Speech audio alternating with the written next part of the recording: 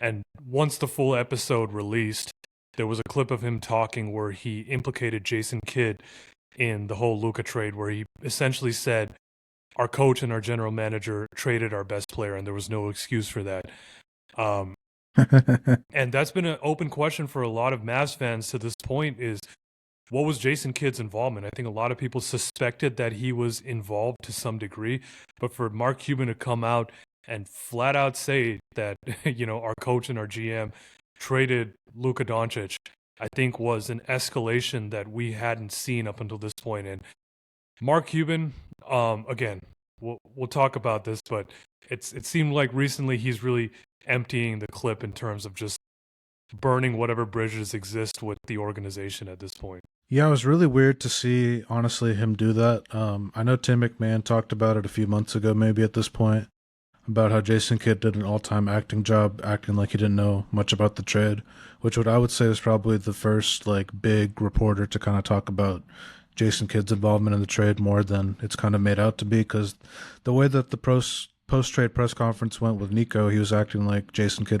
didn't know about the trade until the very last second and stuff like that. But I mean, it seems pretty clear at this point that Nico was the driving force, but Jason Kidd was also probably pushing for it in whatever variation he pushed it for in his own way. So to see Mark Cuban talk about it, though, it's just weird, and I know he probably has his own motivations for wanting to, burn bridges and stuff like that, but it's just another unnecessary distraction, for this Mavericks team over the past few years.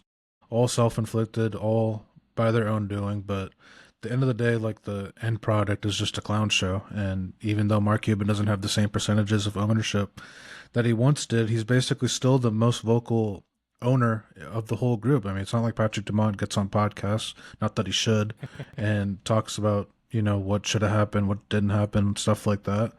But it's just unnecessary, and honestly, another reminder that we're not going to be able to completely move on, per se, from the trade.